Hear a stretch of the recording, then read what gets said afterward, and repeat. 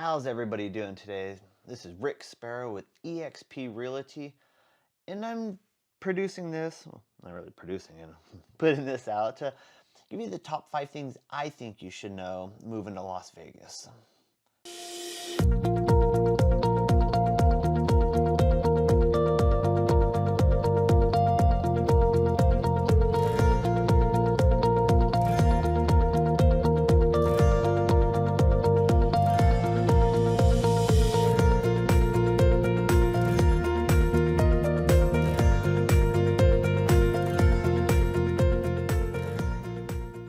Welcome back. Again, this is Rick Sparrow with eXp Realty, and these are the 5 things I think you should know when you're moving to Las Vegas.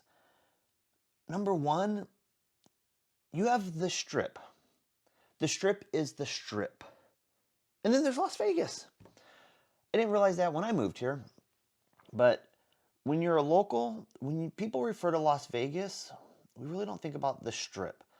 If you're a tourist, well, Las Vegas is the Strip. So as locals, we really don't go to the Strip. I feel like maybe the first year, just because there's so much to do there, you kind of bounce down there a lot. But the novelty of it wears off. The expense of it gets old real quick. You can do the same things, barring the shows, off the Strip that you can on the Strip. And I feel like that's what that's what you learn. You learn that you can have more fun off the Strip with your friends than going to the Strip and dealing with the crowds, the waiting in lines. Obviously, now that we have Raider Stadium down there, we have T-Mobile for the nights. Locals spend a little bit more time down there than probably we would prior to that. But again, the Strip is the Strip. Las Vegas is everything else around the Strip. If you're a local, you're probably going to Fremont where it's less crowded. But at the end of the day, locals do everything outside of the Strip, but go to the Strip. The number 2 is, and I didn't know about this, really not a lot of people talk about it. You see a lot of advertising for it or billboards for it, but the outdoor life is amazing here. There's so much to do. It's unlimited. That's what makes Vegas amazing, is eliminate the Strip. There is something literally for everybody to do. If you want to go rock climbing, you can go rock climbing. If you want to go hiking, you have Red Rock. You can go hike your pounds away, whatever you like to do. We can walk down the street right here. We have Lone Mountain. We can hike in the morning, give you a beautiful sunrise. If you like skiing, whether it's water skiing during the summer or snow skiing during the winter, you have Mount Charleston, you have Lake Mead. You can be snow skiing and then 45 minutes later be at a pool party, depending on the time of year. We did it one time and completely shocked by it. I mean, at what point are you ever in the snow and then you're turning around, you're at a pool party where it's 90, 95 degrees? That provides it here, not every year and not all year long, but it does provide it. You want to go skydiving? You want to go race cars? Jeep runs? There's just so much outdoors that it's virtually unlimited. I mean, the parks, middle of town, golfing parks, they're beautiful. They're big parks, not this little dinky parks. So there's always something to do. And I feel like the outdoor life is probably, and I guess not spoke of as highly, because when you talk about Vegas, you speak of the Strip. The outdoor life is something that, as a local, you learn to really love. The third thing that I feel you need to know when you move here that caught me off guard is slot machines are everywhere. That doesn't mean Vegas is full of gambling addicts. Society as a whole, we're about convenience. Well, slot machines in every single building, it seems like, that's convenient. And if you think about it from a retailer's perspective, so you'll find them in gas stations, probably laundromats, liquor stores, mini marts, ultimately everywhere, you're going to find them. That retailer is getting a percentage. So if X amount of machines, you get X dollars a retailer. It's smart business from a business perspective. From a convenience perspective, well, it's really convenient for locals to not have to go to the strip, to go pump gas and, well, donate 20, 40, $100 to a machine and possibly win something. But everywhere you go, they're everywhere. You become really numb to seeing them and kind of just, they become non-existent unless you like to play them. Well, then you're going to see them everywhere. Number 4, and the thing I really like about Las Vegas, is it's a very transient community. People come and go every time you turn around. The nice thing about it is you're always meeting new people.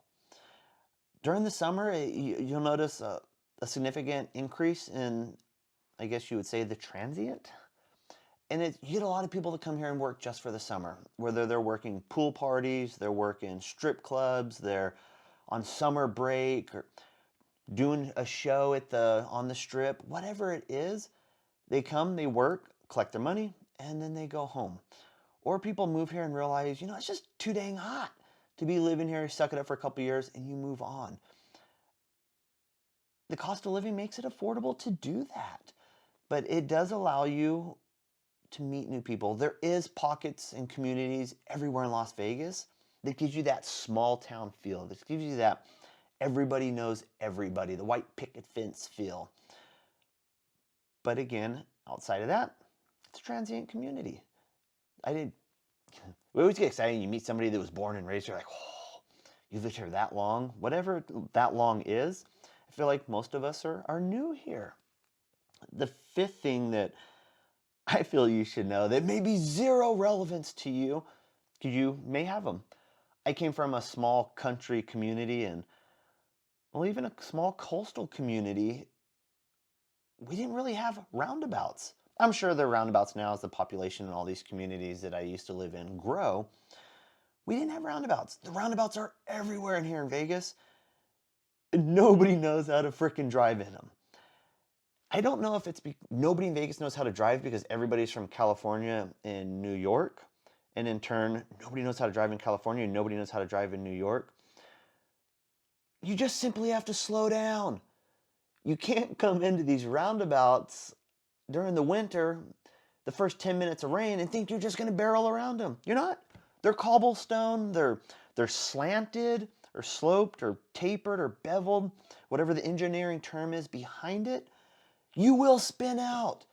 I don't know how many times out in front of the stores I used to run that you'd see wrecks during the winter because nobody slows down.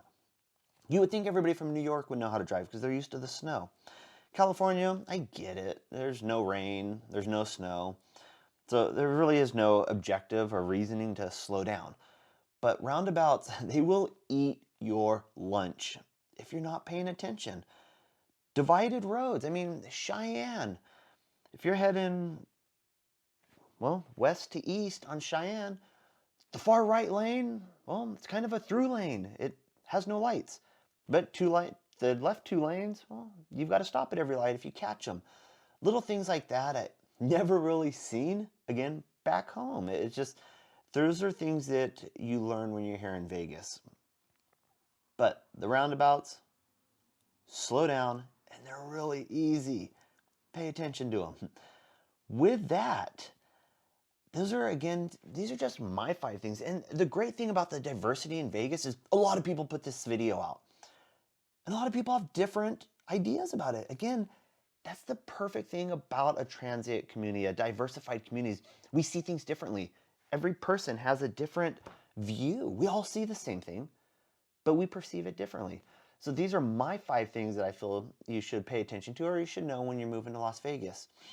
With that, make sure you like, subscribe.